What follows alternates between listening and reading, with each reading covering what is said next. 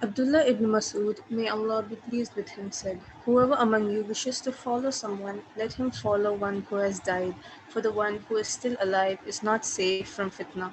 The companions of companions of Prophet Muhammad ﷺ were the best of this ummah, the most righteous of heart and the deepest in knowledge, and the most straightforward people whom Allah subhanahu wa ta'ala chose to accompany His Prophet and establish His religion. So acknowledge their virtue and follow in their footsteps, and adhere as much as you can to their morals and religion, for they were following the right guidance. Narrated by Ibn Abdul Barr in Al Jami. اللهم إني أسألك علما نافعا ورزقا طيبا وعملا متقبلا. O Allah, indeed we ask you for beneficial knowledge and a good halal provision and actions which are accepted. Ameen. Assalamu alaikum wa rahmatullahi wa barakatuhu to each one of you present here on this very blessed day of Jummah. We have gathered here to know more about beautifying and strengthening our relationship with our Creator, Allah subhanahu wa ta'ala, and increasing our love for our beloved Prophet Muhammad sallallahu alaihi wasallam. Before we begin our session, let us invoke the blessings of Allah subhanahu wa ta'ala with a prayer. I invite Ms. Aisha Jihan, the RA representative from the Department of Economics, to recite a few verses from the Noble Quran and to render its translation.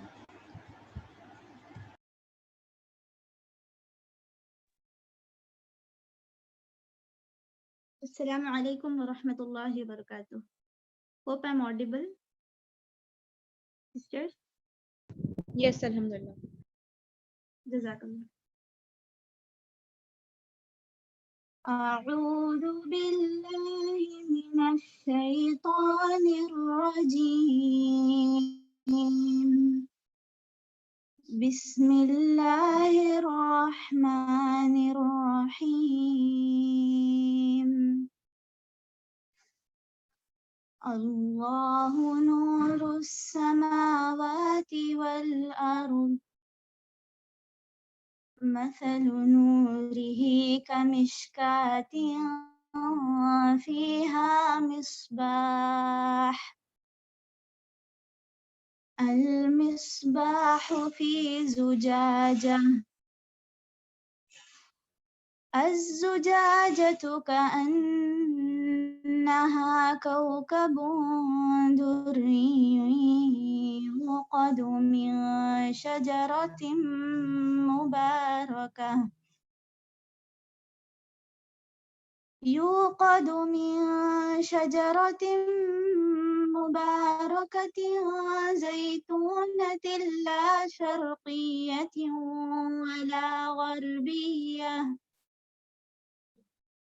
ولا غربية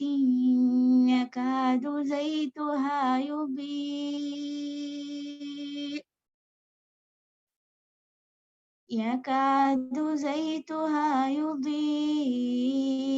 ولو لم تمسسه نار.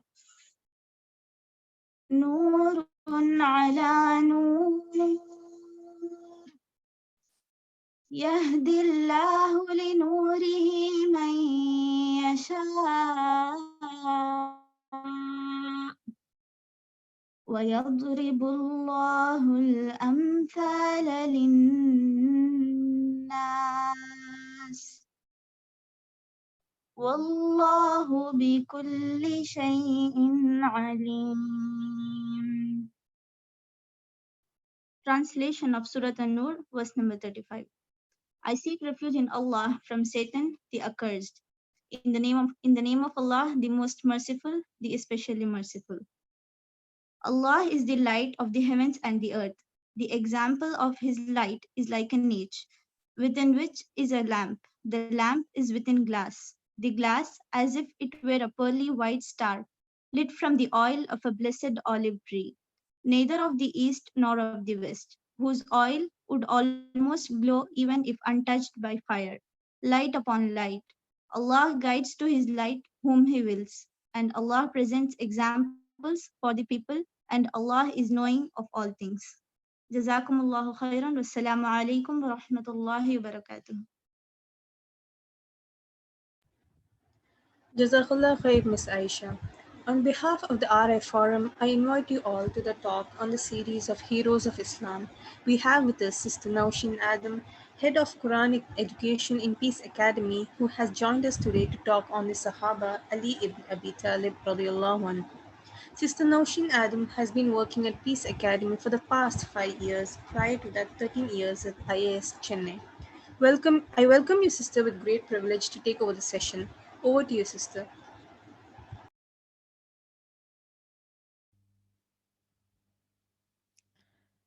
Alhamdulillahi Rabbil Alameen. Wassalatu wassalam ala Rasulillah wa ala alihi wa sahbihi ajma'in. Rabbi shrah li sadri wa yassir li amri wa hlul uqdatam min lisani yafqahu qawli. Assalamu alaikum wa rahmatullahi wa barakatuhu to all of you sisters present there. Alhamdulillah, it is the mercy and grace of Allah that we are here gathered together on a Jummah to talk about one of the heroes of Islam.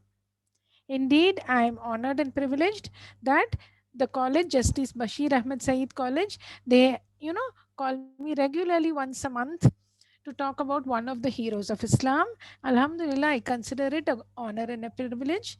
Jazakallahu khairan. Let us all, revive our niyyah that we are here solely for the pleasure of Allah subhanahu wa ta'ala. And today, sisters, I'm going to talk to you about one of the important Sahabi.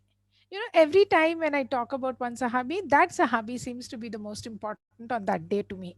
Because of the research and the amount of learning I get when I read about that particular Sahabi, I am his fan for that day and that whole week, subhanallah. So each of the companions of the Prophet Sallallahu Alaihi Wasallam is like a shining star, is like a shining star with so much to give us, with so much which we have to learn from them, that it is up to us to learn from their blessed lives. So today I'm going to talk about Ali radiallahu anhu, who is a person, a companion of Prophet sallallahu alaihi wasallam, who is attached to Prophet sallallahu alaihi wasallam in so many different ways. Now tell me how he was attached to the Prophet of Allah. First of all, he belongs to the same family. He is the cousin of Prophet Sallallahu Alaihi Wasallam. Ali radiallahu anhu is, his name, Ali ibn Abi Talib, represents to you that he is the son of Abu Talib, and Abu Talib is the companion not the companion, subhanallah, he is the uncle of Prophet Sallallahu Alaihi Wasallam who brought him up, who took care of him ever since Prophet Sallallahu Alaihi Wasallam's grandfather passed away for the next 40 years, who supported him throughout his mission. But the sad part is that he did not accept Islam. It is Allah's will. And his son is Ali radiallahu anhu. So Prophet sallallahu alaihi wasallam is related to Ali radiallahu anhu by blood. He is his cousin. They belong to the same tribe, the Banu Hashim tribe. And the other thing is that Ali radiallahu anhu is brought up in the household of Prophet sallallahu alaihi wasallam. Now, he is the son of Abu Talib, but he is getting his upbringing by Prophet Sallallahu Alaihi Wasallam and Khatija radiallahu anha. How this happened is that, Abu Talib, it seems he lived in a lot of poverty.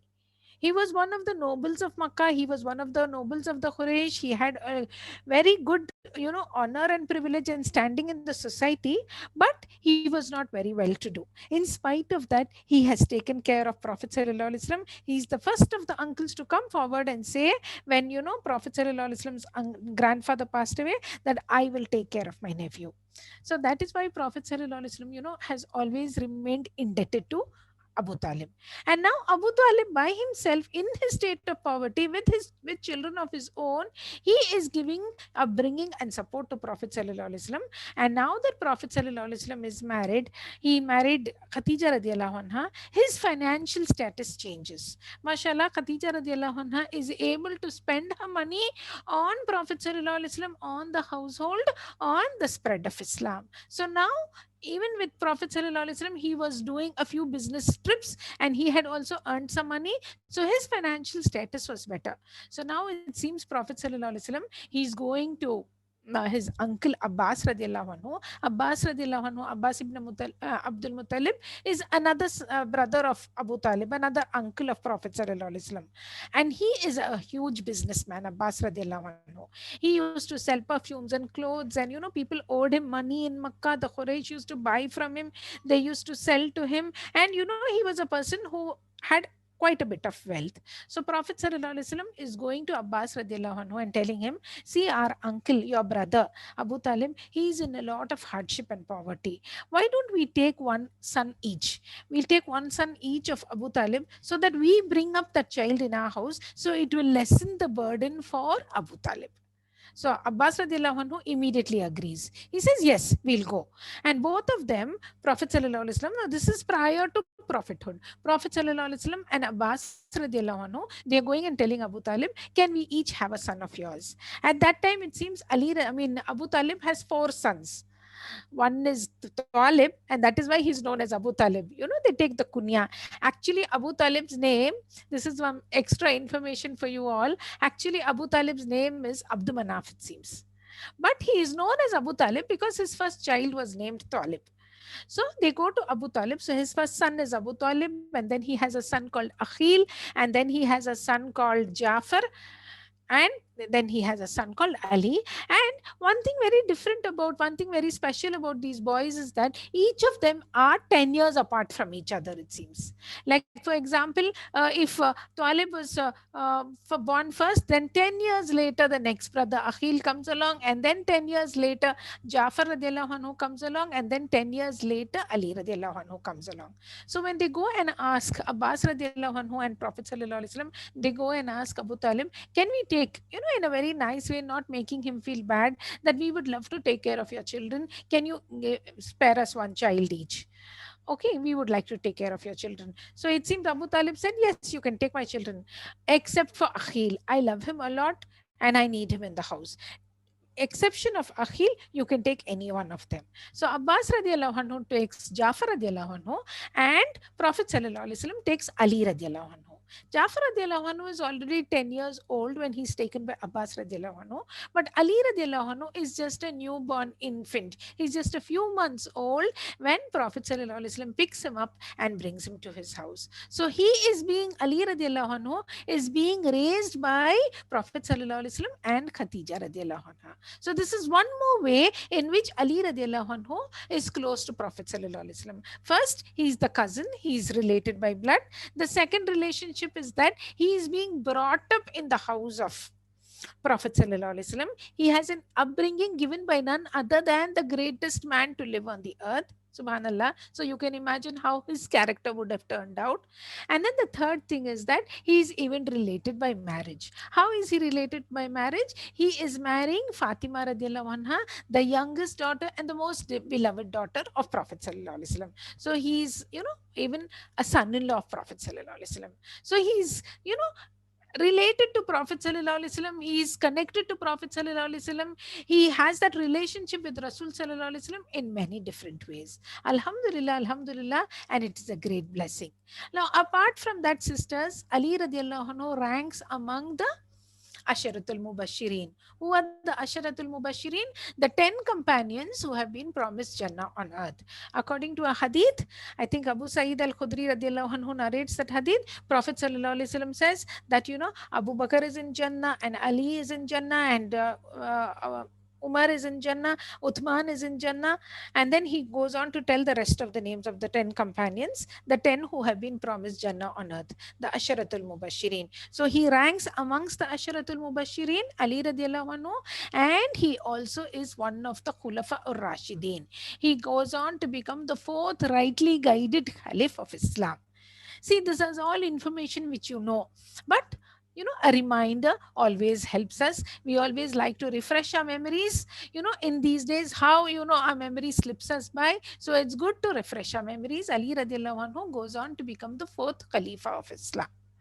Now, when it comes to his parents, all of us know his father is Abu Talib. I told you, the uncle of Prophet sallallahu alaihi wasallam from the great Banu Hashim tribe, the tribe of the Quraysh, mashallah, a very well-known personality, Abu Talib, very well connected in Makkah.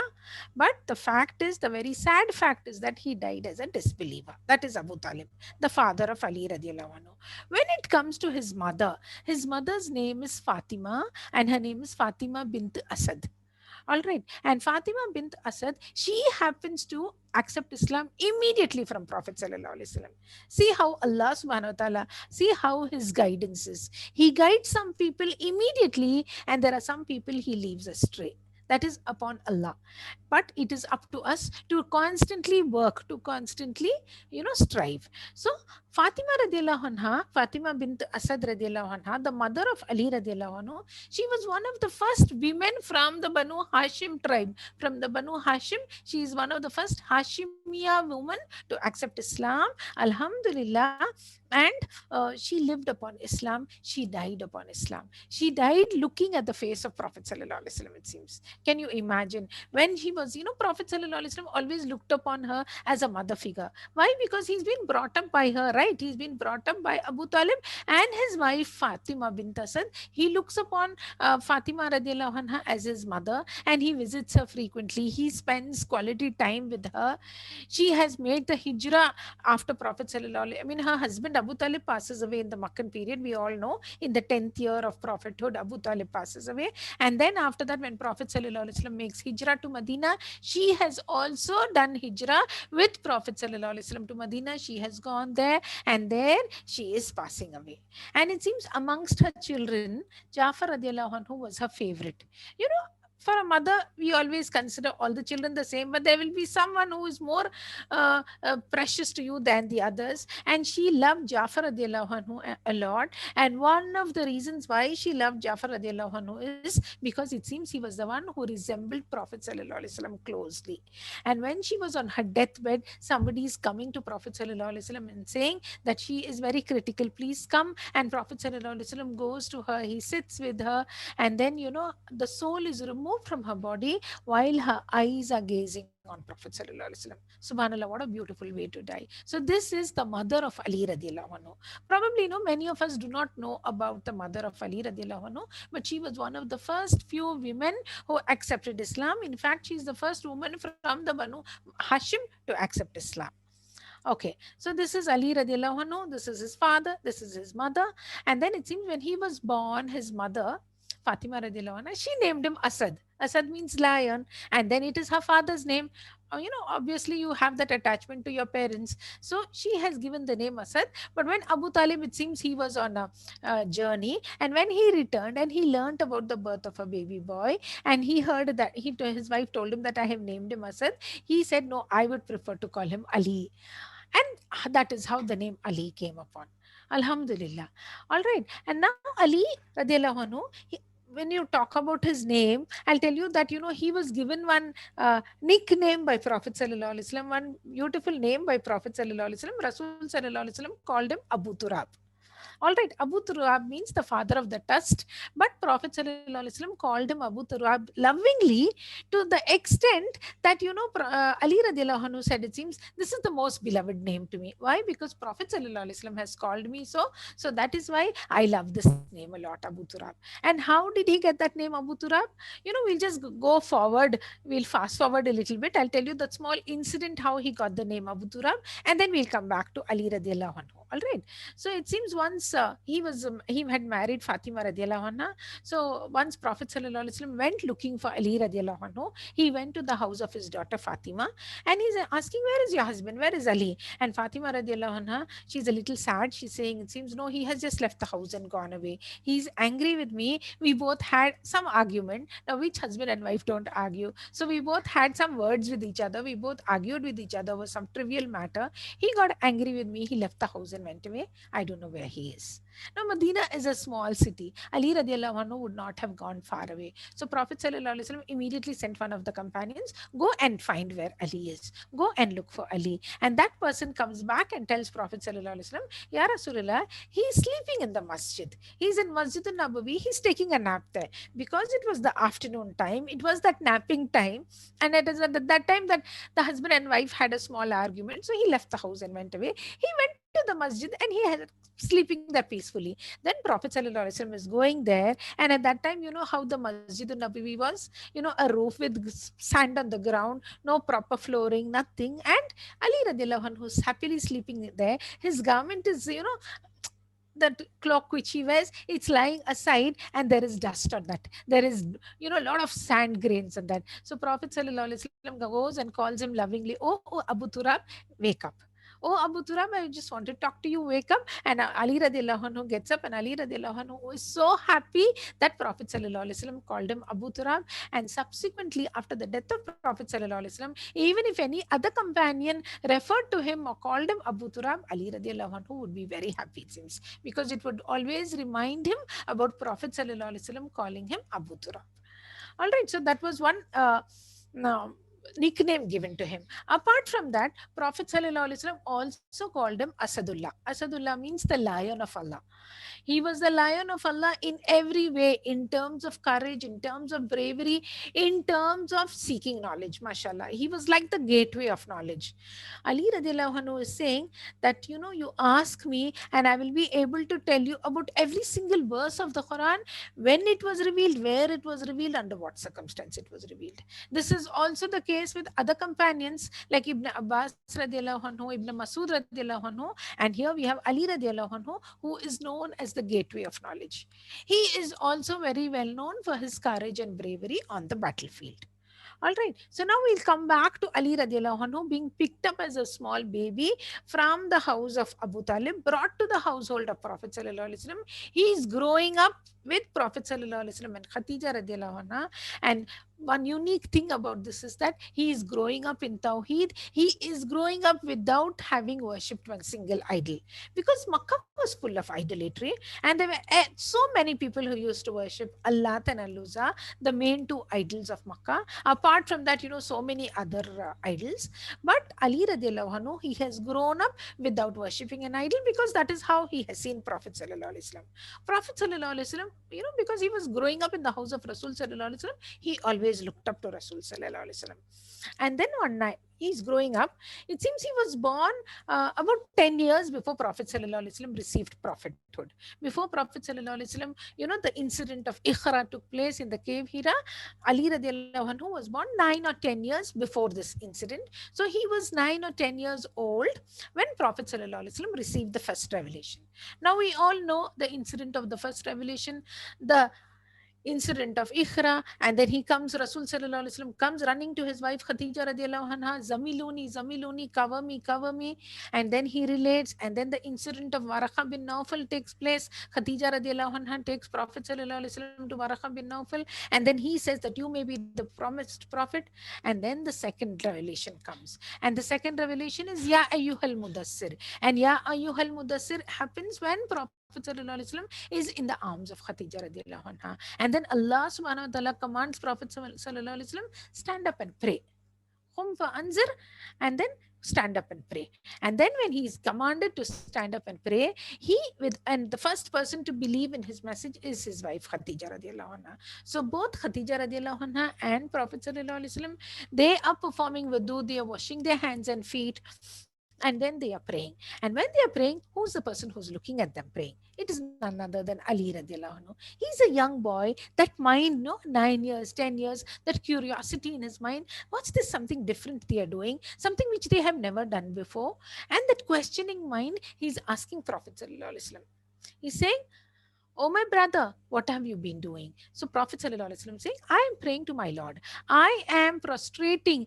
He sees them standing in khiyam and he sees them going in sujood.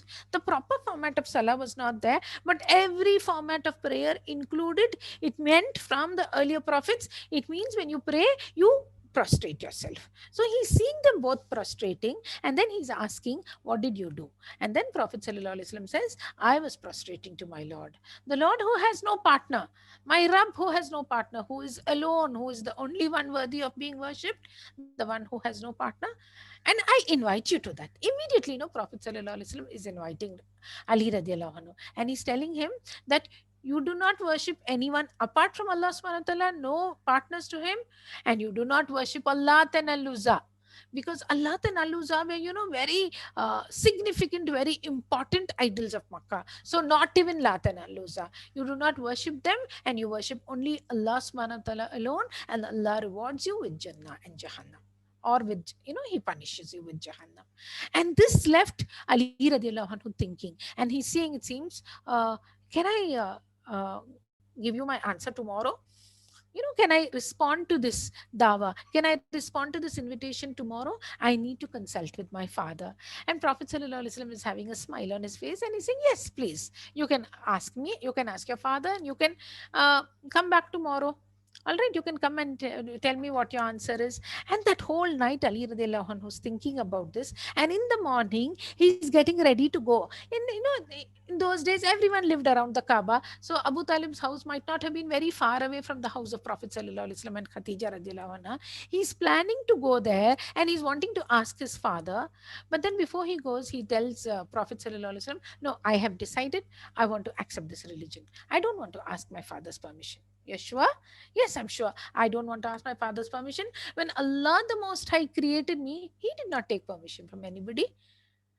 So when I want to accept the religion of Allah subhanahu wa ta'ala, I don't need to ask anybody. So Alhamdulillah, this is how Ali radiallahu anhu gives the Shahada. And later on, he tells his father that my brother has called me to this religion of his and I have accepted. And you know what the response of of Abu Talib is? You know, my son Muhammad will never tell any lies. He will call you to something which is truthful. So you accept what he says. See Abu Talib's understanding. See Abu Talib, how he looks at Prophet Sallallahu Alaihi Wasallam. But it was Allah's will. He did not accept till the end. But he's encouraging Ali radiallahu anhu. Yes, if he has said this, it is the truth because he will never lie to you. And if he wants you to follow his religion, you will be well guarded and well protected if you take his religion. So this is how Ali radiallahu anhu accepted Islam. And then there's another incident.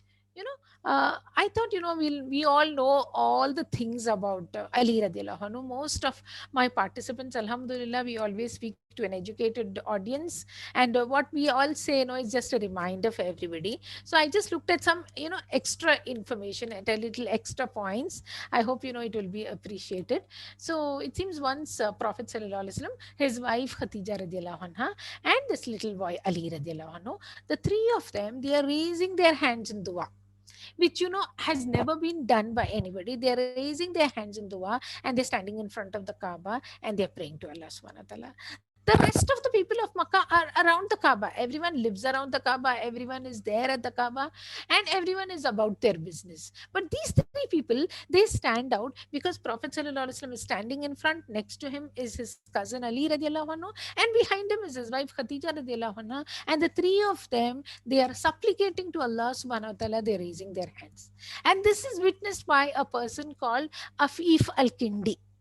Okay, one person called Afif al-Kindi. He is somebody who is from outside Makkah.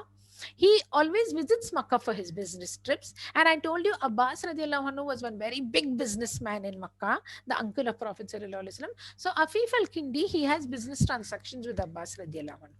So he keeps coming and going. He buys from Abbas radiallahu anhu. They have a long-standing business relationship. So Afif al-Kindi, he is suddenly, looks at these three people and he finds this something, what they're doing, something different from what is happening to the rest of the people of Makkah. So he's asking Abbas radiallahu anhu, he's asking, what is this something special these three people are doing? They're raising their hands and I can see, the way they are worshipping. Whom are they worshipping? What are they doing? So Abbas radiallahu anhu says, that is my nephew Muhammad. He has come with a new religion.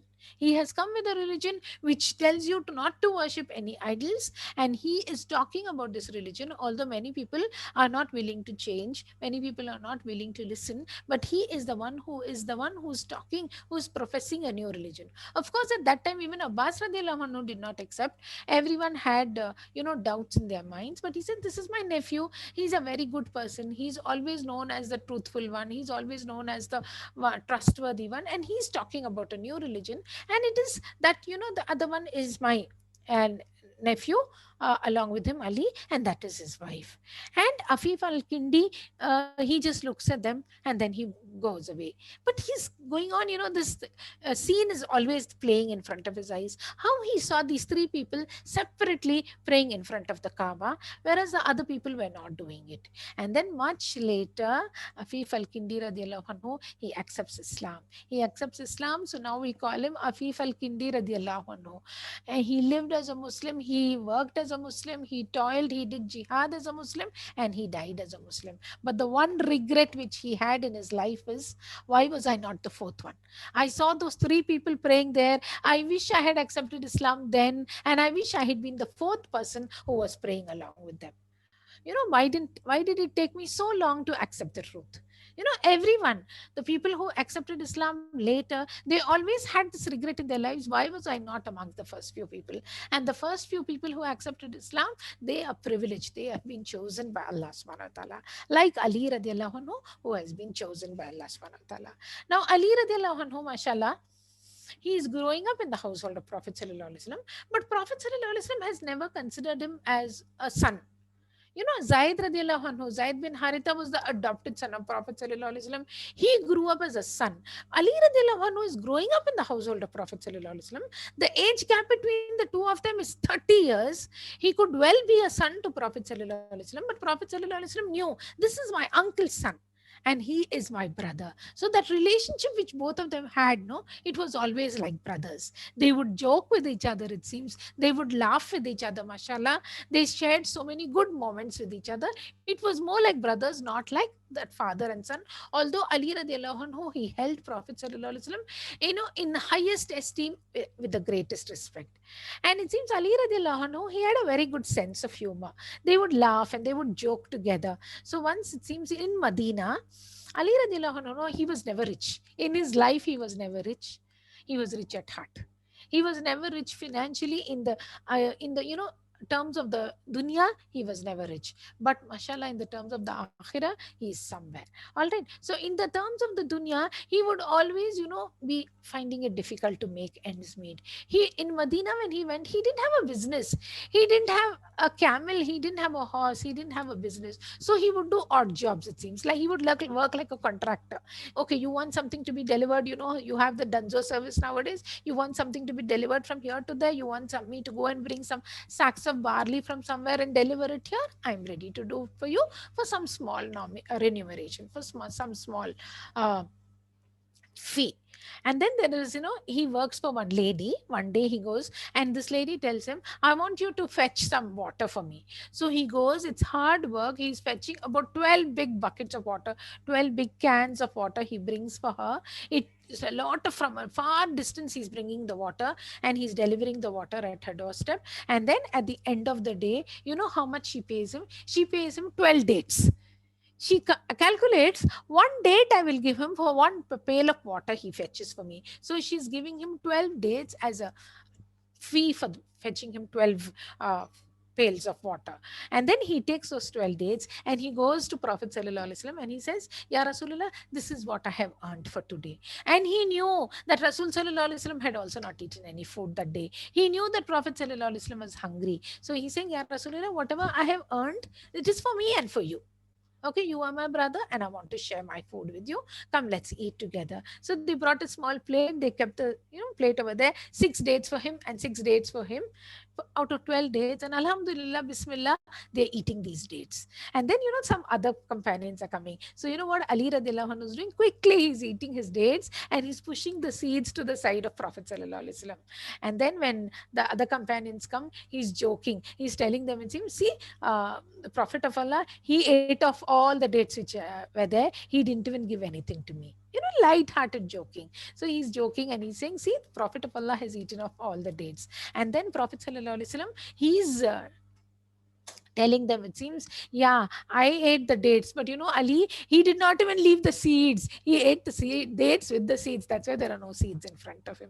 So this is the kind of relationship which Prophet sallallahu alaihi wasallam shared with Ali radiallahu anhu. They were like good brothers, mashallah, and subhanallah, in the deen, in Islam, they were so well woven with each other. And then now we come back to how Ali radiallahu anhu is growing up. And then the most important thing is that on the night of the Hijrah, when Prophet sallallahu alaihi wasallam got commandment from Allah subhanahu wa ta'ala to take the journey to go to Medina, there were his enemies waiting over there. People from 7 different tribes, 10 of them, it seems. 10 people, but they belong to 7 different tribes, each of them standing with a sword in his hand. And the plan is that when Prophet sallallahu alaihi wasallam comes out of his house, they do not know when he's going to go away to Medina, although it's anywhere close. But they know that he comes out of his house late in the night and he'll go and stand in front of the Kaaba and pray. So when he comes out of the house, we'll all pounce on him and at one go we'll finish him. We'll all strike with our swords and finish him. Then his tribe, Banu Hashim, they will not be able to take revenge against any of us. If it is one person who's killing him, then they will kill that person and they will go to war with that tribe. But if seven of us, I mean, if from seven different tribes, then they won't know. They can't have a war with each of the tribes. So they'll settle for blood money. Blood money is 100 camels that we can easily collect and we can give it off to the tribe and appease them. But we'll have this man Muhammad out of our way. That was their plan. And Prophet ﷺ, he knew this, and he's saying on the night when he is doing the migration, he's telling Ali radiallahu anhu, you sleep in my bed. You sleep in my bed and I'm going. And when you wake up in the morning, you return the amanat. You know, Prophet ﷺ was known as a trustworthy person. Even after they called him a liar and they called him a soothsayer and they called him a storyteller, there were still people of Makkah who would come and entrust their goods to Prophet ﷺ to keep in safe custody. So he said, I do not want to be known as someone who has just, taken their things and gone away. So in the morning, you return this to this person, this to this person, this to this person. And then after that, you can make your journey to Medina. You can join me there, but you have to sleep tonight in my bed and the morning you have to get up. And Ali radiallahu anhu says, at least, other nights, every night when you sleep, this is how a believer should sleep. You do not know whether you'll wake up in the morning. Probably Allah subhanahu wa ta'ala will choose to take away our souls when we are sleeping. Ali radiallahu anhu saying, that night I slept very comfortably. I knew that I will wake up in the morning because Prophet sallallahu alaihi wasallam told me, you will wake up in the morning and this is what you're going to do. You're going to go and return all these things to these people. So I was very, comfortable and I went to sleep. And these people are standing outside the house of Prophet sallallahu alaihi wasallam, the enemies of Islam, waiting to strike him. And Prophet sallallahu alaihi wasallam, from under their very eyes, he's going, Allah subhanahu wa ta'ala, he's reciting verses of Surah Yasin, the 10th verse of Surah Yasin, and he's moving ahead, Prophet sallallahu alaihi wasallam, and the Allah subhanahu wa ta'ala has blinded his enemies. One spark of dust is coming, one whiff of dust is coming. Before they can clear their eyes, Prophet ﷺ is away. He has already planned how to move. He and Abu Bakr radiallahu anhu have just gone. They've gone towards Cave Thawr. And Ali radiallahu anhu is there. And these people, they're waiting. They're waiting when Prophet sallallahu alaihi wasallam will come out, when Prophet sallallahu alaihi wasallam will come out. And whenever they see through the window, Prophet sallallahu alaihi wasallam is living in a very simple house. So whenever they look through the window, they see a form over there on the bed. So they feel, yes, he's still sleeping. He's still sleeping. He hasn't woken up. Then after a few hours, when they have a doubt in their minds that probably, something is amiss, he would not sleep for such a long time. Definitely he'll get up and go for his prayer. He goes in front of the Kaaba and prays. Let's go and check on him. And then when they go, they lift the blanket from the face and it is Ali there and not Prophet sallallahu alaihi wasallam. All right. And they're asking him, where is the Prophet of Allah? And Ali radiallahu anhu is telling the truth. I do not know. I'm sorry, I do not know where he is, which is the truth. Which direction Prophet sallallahu alaihi wasallam has gone, how he has gone, where he has gone, nobody knows. He said, I don't know. I am sleeping here. Okay, is there anything wrong? A brother sleeping in a brother's house? A brother sleeping in a brother's bed? And these people were furious. They could have very well struck at him, but that was not their target. And Ali radiallahu anhu could have very well, been killed, but that was not his fear. Okay, he was doing something which Prophet ﷺ asked him to do, and any of these companions of ours, they would give up their lives than refuse Prophet ﷺ's commandment. They would die, they would love to die doing what Prophet ﷺ has told them to do. So in the morning, Ali radiallahu anhu gets up, he fulfills whatever Prophet ﷺ has told him to do, goes and gives away the amanat to everyone whom Prophet ﷺ is due. He finishes all his responsibility and then he sets out for Medina all alone on foot.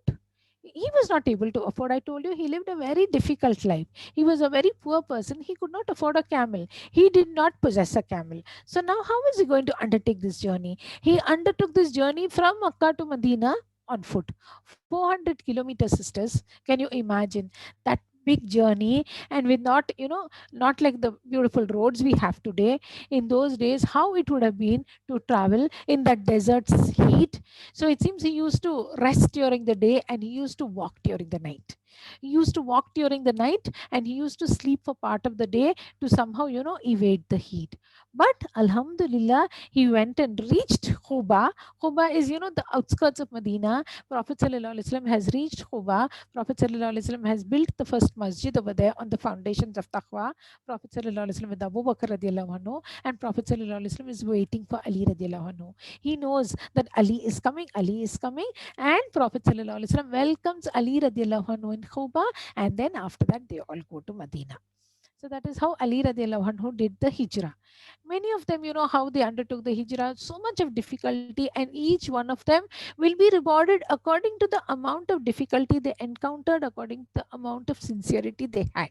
And I'm sure Ali radiallahu anhu is going to get rewarded highly. Why? Because he went on foot. That was his jihad. He walked all the way to just be, and that hijrah is for the sake of Allah and his messenger.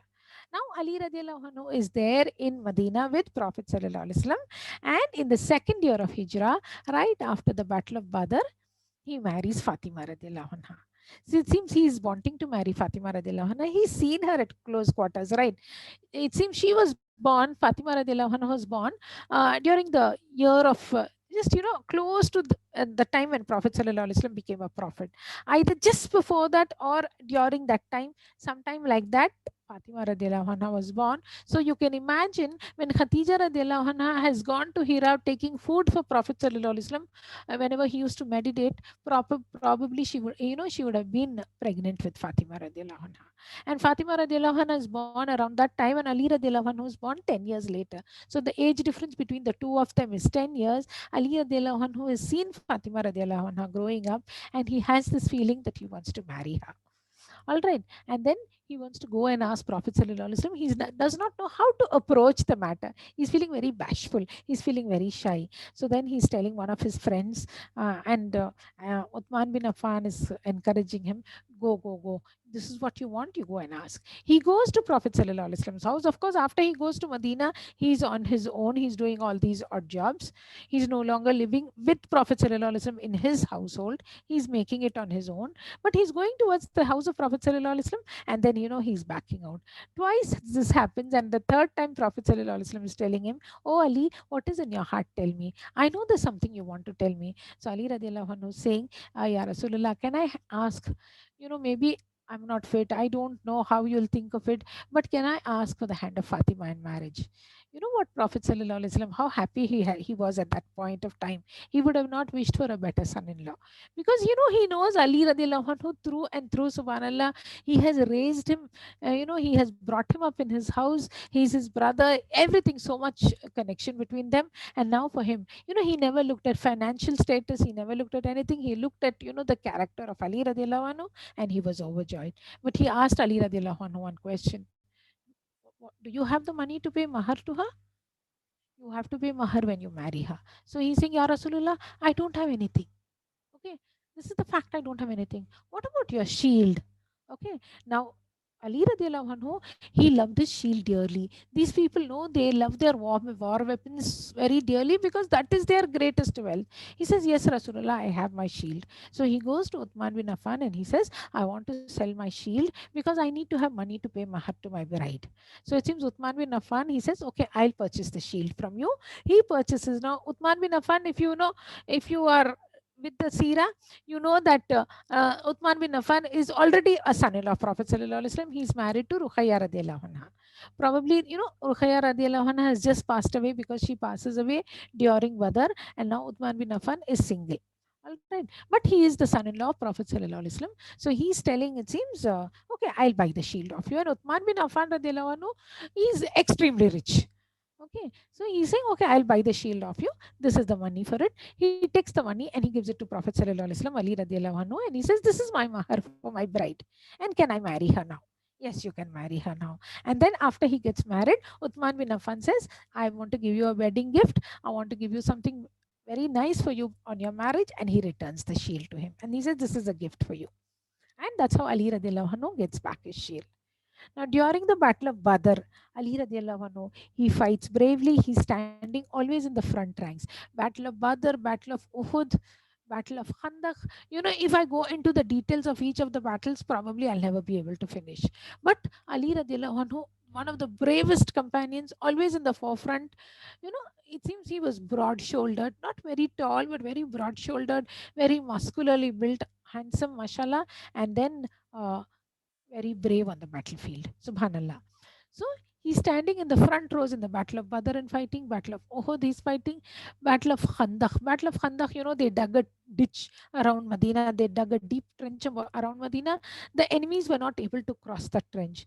And there was one enemy who tried his best and somehow, probably he placed some planks or something like that and he crossed over.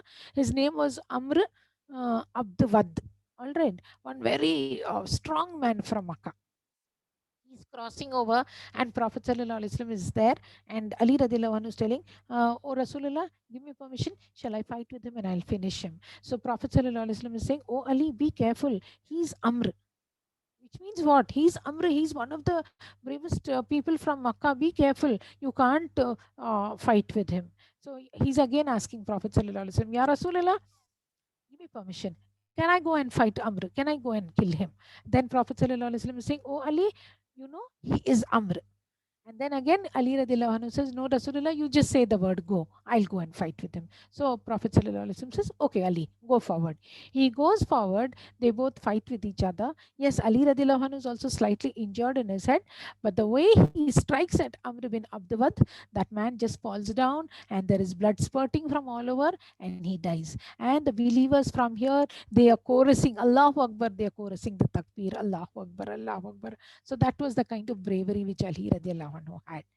And then, when they went for Khaybar, the conquest of Khaybar in the 7th year of Hijri, when they went for the conquest of Khaybar, it's a little difficult war because the Muslims are against the enemy. The enemy is too strong, the Romans, and Prophet ﷺ is on the side. So he's saying, they are the Jews, they are fighting against the Jews, and it is a little difficult.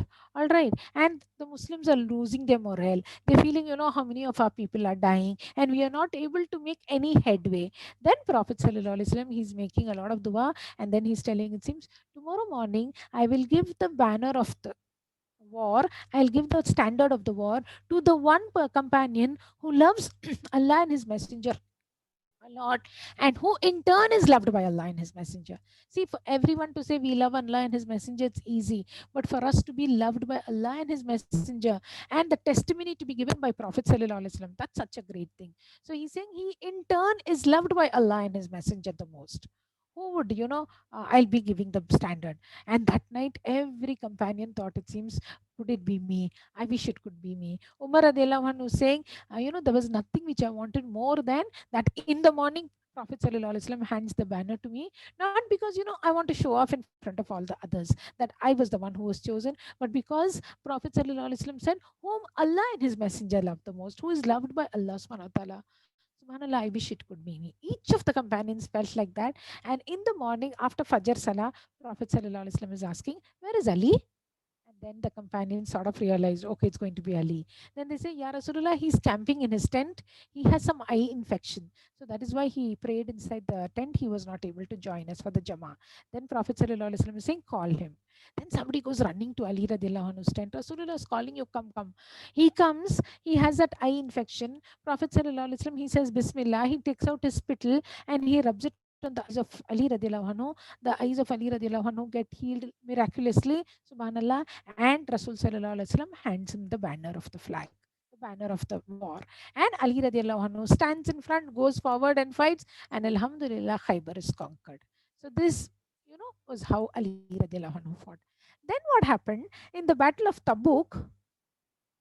Prophet sallallahu alaihi wasallam, he's going against the Romans this time. This was the greatest army which Prophet sallallahu alaihi wasallam led before he passed away. An army consisting of 30,000 people, and everyone who had anything who was able to donate should donate, and everyone who could afford animal was accompanying Prophet sallallahu alaihi wasallam. It was one of the hugest, one of the biggest, massive army which went along with Prophet sallallahu alaihi wasallam, and everyone wanted to go.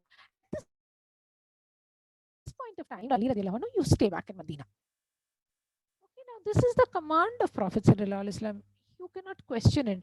Now Ali radiallahu anhu was feeling, I am one of those who fight so bravely, who's always in the forefront.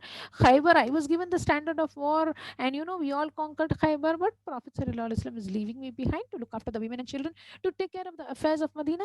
Okay, there must be some wisdom in it.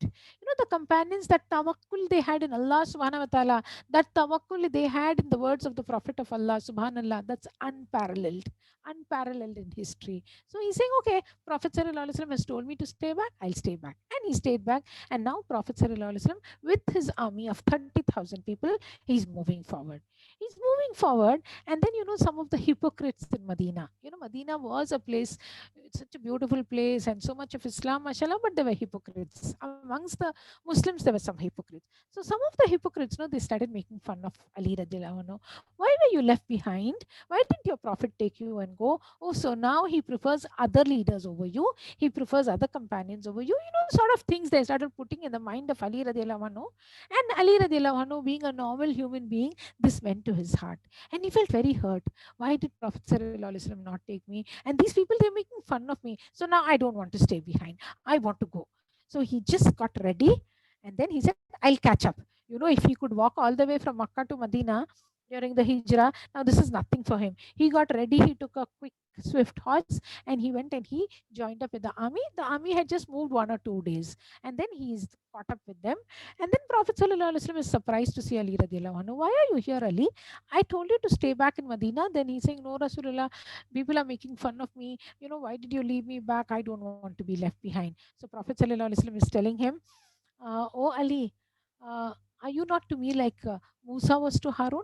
You are to me like Musa was to like Harun was to Musa alayhi salam. When Musa alayhi salam went, he went to get the Torah. He went in the presence of Allah subhanahu wa ta'ala. He went in seclusion for 40 days.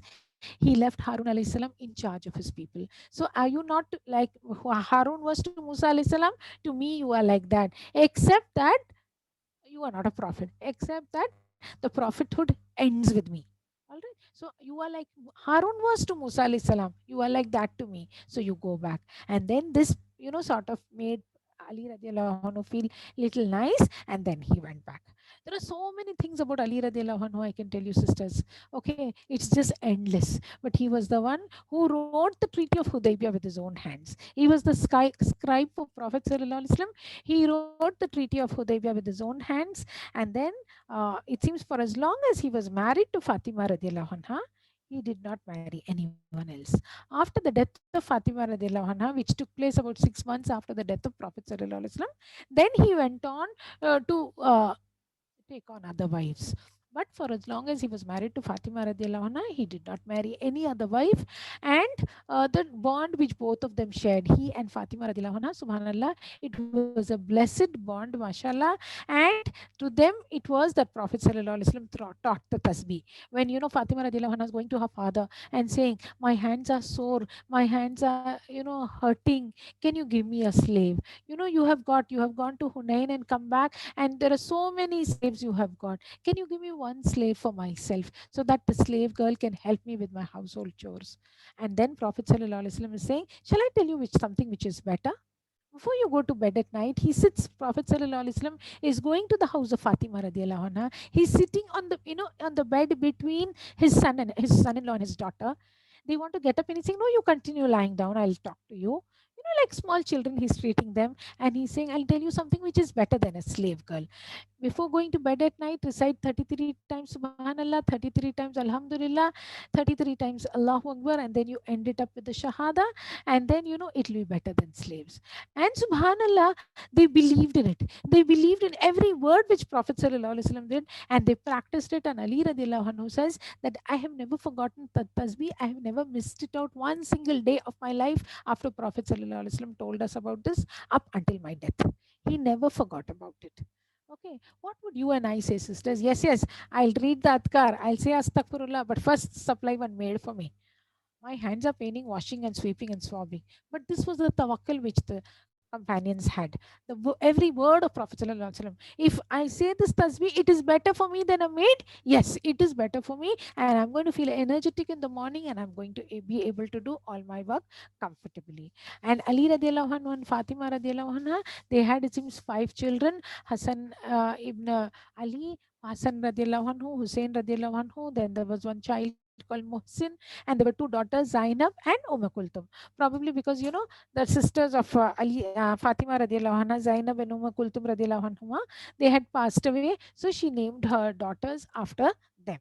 All right. And Ali radiallahu anhu, he went on to become the Khalifa after Uthman bin Affan. His caliphate lasted for 5 years. It is filled with strife and, a lot of tension happening in Medina. So he shares Kufa, and then he's passing away in Kufa. He's being killed. He's dying the death of a martyr because he's being assassinated by one man called Abdullah ibn Muljim. The Khawarij. He's from one of the Khawarij, that person.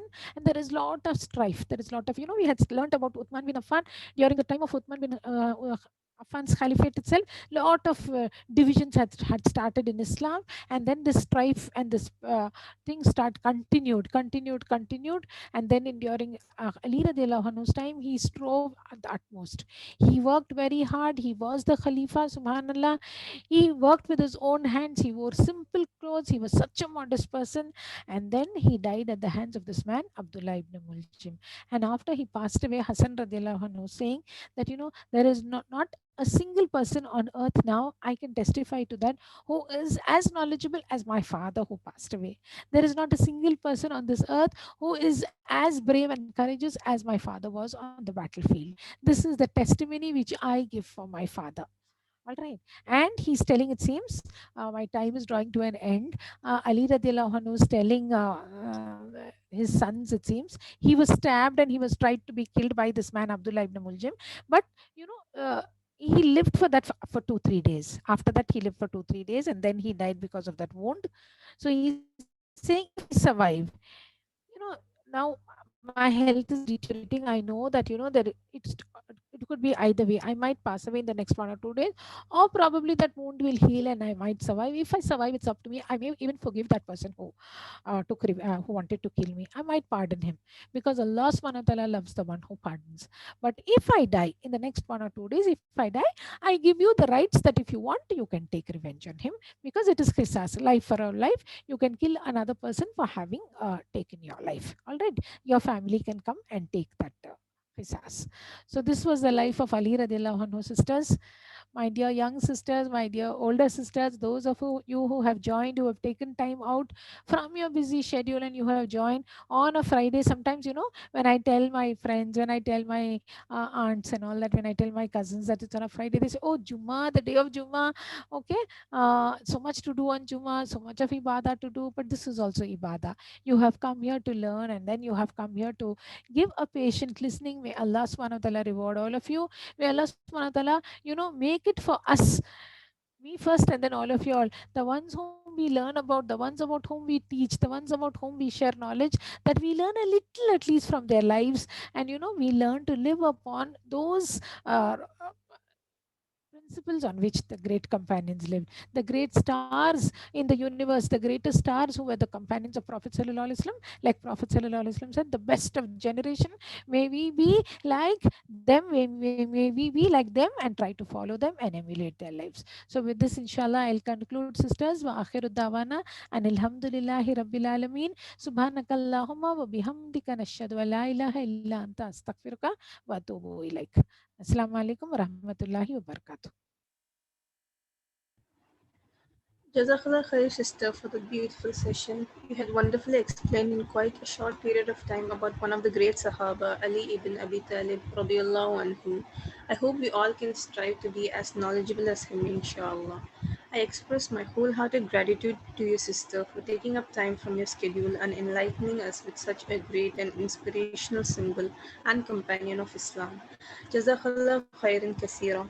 At last, Jazakallah khair to all for joining and gaining knowledge of another well known Sahaba. We will end the session with the dua.